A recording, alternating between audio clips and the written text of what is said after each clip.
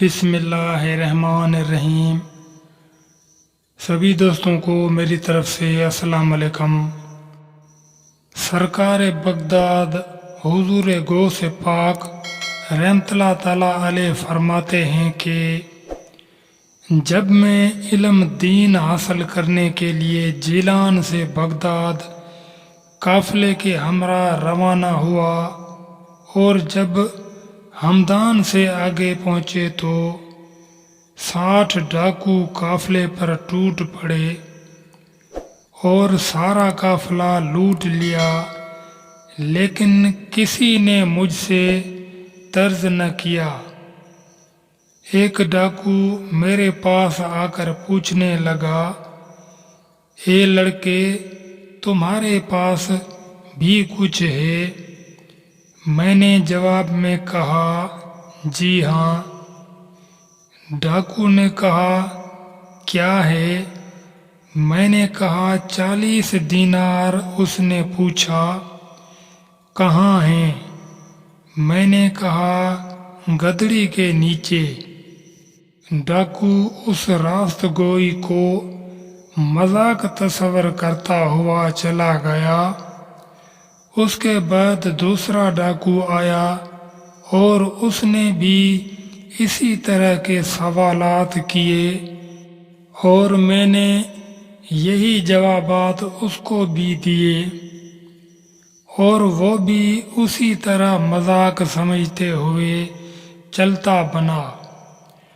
جب سب ڈاکو اپنے سردار کے پاس جمع ہوئے تو انہوں نے اپنے سردار کو میرے بارے میں بتایا تو مجھے وہاں بلایا گیا۔ وہ مال کی تقسیم کرنے میں مصروف تھے۔ ڈاکوؤں کا سردار مجھ سے مخاطب ہوا، تمہارے پاس کیا ہے؟ میں نے کہا 40 دینار ہیں۔ ڈاکوؤں کے سردار نے ڈاکوؤں کو حکم دیتے ہوئے کہا، اس کی تلاشی لو۔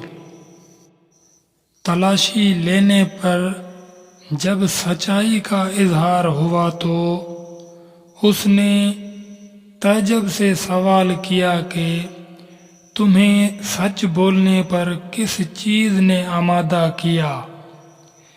میں نے کہا، والدہ مائدہ کی نصیحت نے۔ سردار بولا، وہ نصیحت کیا ہے؟ میں نے کہا، میری والدہ محترمہ نے مجھے ہمیشہ سچ بولنے کی تلقین فرمائی تھی اور میں نے ان سے وعدہ کیا تھا کہ سچ بولوں گا۔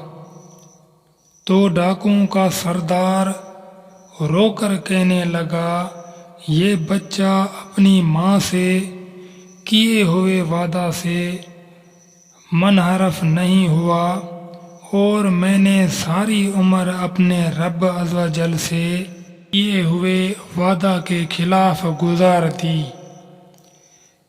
اسی وقت وہ ان 60 ڈاکوؤں سمیت میرے ہاتھ پر طائب ہوا اور قافلے کا لوٹا ہوا مال واپس کر دیا۔ نگاہ ولی میں یہ تاثیر دیکھی، بدلتی ہزاروں کی تقدیر دیکھی۔